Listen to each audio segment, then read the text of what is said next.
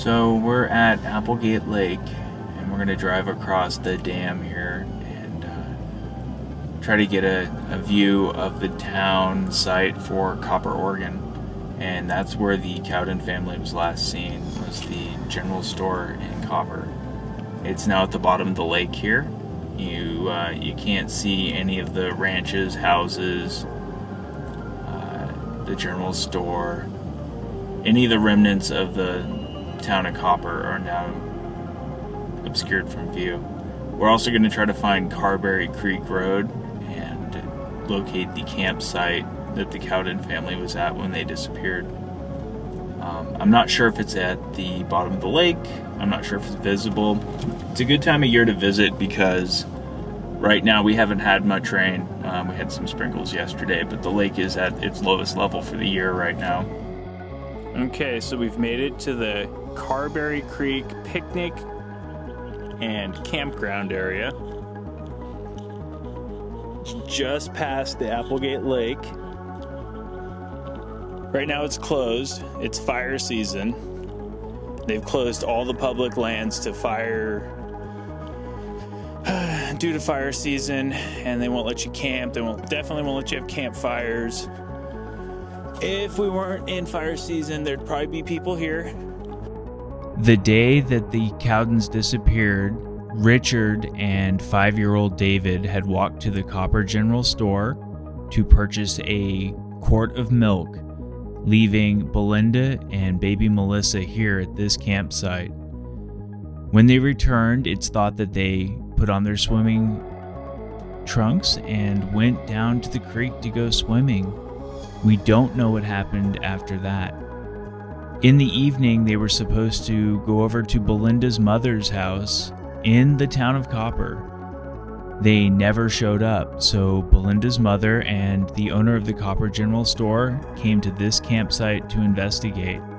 They found the keys to the pickup truck on the table, the pickup truck parked in its spot, David's watch and wallet on the ground, Belinda's purse on the table, the baby bag and baby supplies still there, and that quart of milk left on the table half full.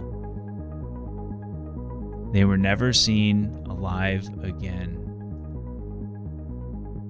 Alright, so it looks like we struck out trying to find the murder cave, but we found the exact area where we need to come back to, and we have more time.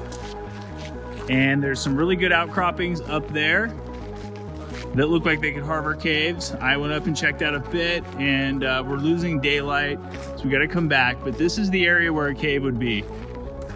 This is the area that has a steep slope. Richard could have been tied to a tree. The rest of the Cowdens discovered by gold miners prospecting an area just like this. Could have been in a cave right up there. Okay, so we walked up this steep slope and we're looking for what was once a cave and possibly a grotto, as it's also described. I found this, which is a nice large outcropping. We're right at the 6.5 mile mark, right underneath this rock. You could conceivably have stashed an adult woman and her 2 children here and covered them with rocks. There's another opening down here. I'm getting a pretty strong feeling this may be what they're talking about. This, 46 years ago, this definitely could have been a cave, or it could have been deeper. We know that the detectives who were investigating this, they took all the rocks, they took the soil, they disturbed the area quite significantly in their search for evidence. Okay, so we're on the trail for the body dump site for the Cowden family. And there's a road right down here that runs along this ridge where all the grottos are. And I can just imagine that back in 1974, this would have been passable. This would have been a good place for a truck to come up, especially if you're gonna hide some bodies. Get off the main road, come up this little side road, and I think I see a cave over here. Okay, so I freaked out when I saw what I saw. I ran back down the hill and I got Mel so we could discover this together.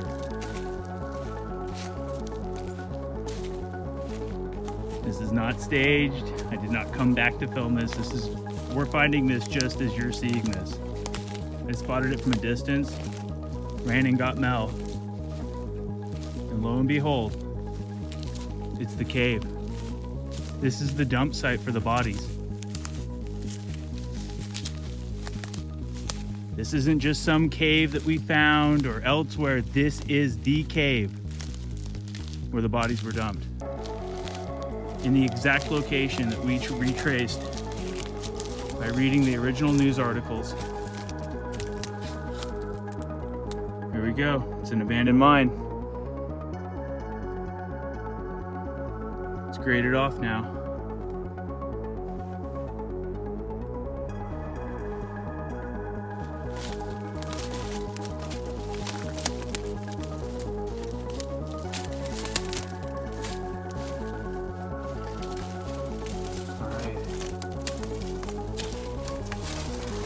Definitely could have fit 3 bodies down in here.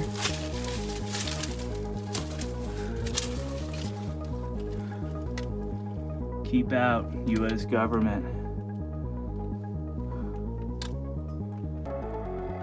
So they've got it blocked off now.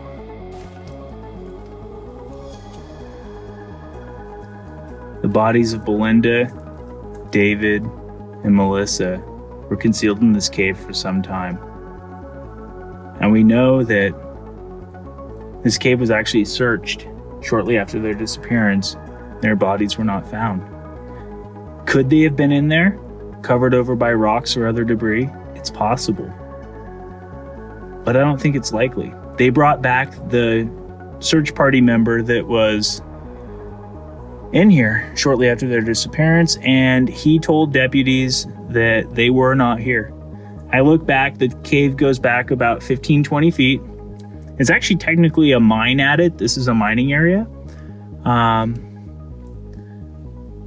But it is the exact location. And we know that Richard's body was found down the slope beyond Melinda. It's steep. There's a camping area down below. There's an old mining road that Mel is standing on. This would have been the way to get 4 bodies or 4 people up here.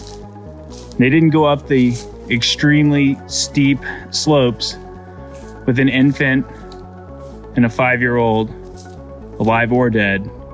I believe they took the family up here while they were still alive, or at least some of them were still alive. And this flat old mining road would have been the perfect path to follow. Even back in the 70s, it probably wasn't accessible. We're going to trace the steps. We're going to trace the path of this road all the way back to the main road. And we're going to try to see the point of access that the killer or killers may have taken with the Cowden family. But this is it. This is the scene of the crime, or at least partially. Mel and I have some theories about the family being held hostage for days, maybe weeks, maybe even months, and then brought here at a later time. We also know that this area gets quite a bit of snow. So if they disappeared on Labor Day and weren't found for the rest of September and October, it would have started snowing in November.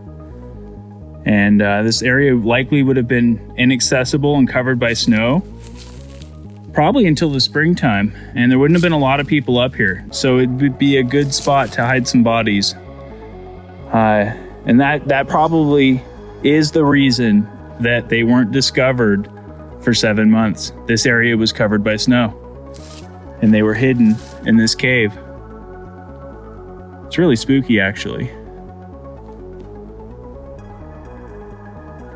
So we're gonna walk this road back and we're gonna see where it hits the main road.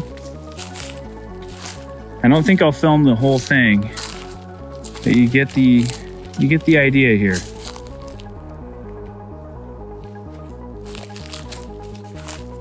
It's actually heartbreaking to think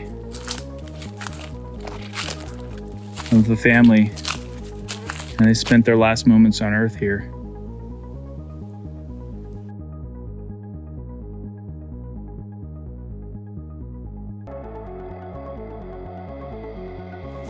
Okay, so we stopped at the Steamboat Cemetery again, which is about roughly half a mile from the adit/cave where the bodies were discovered. And we're actually right behind the cemetery.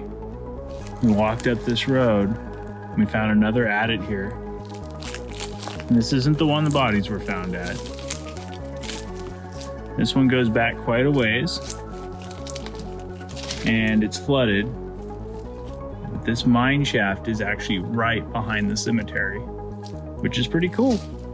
How often do you find a old haunted abandoned mine behind an old haunted abandoned cemetery? Not every day. This is a first for me. So just wanted to show that to people. This place is full of spooky stuff.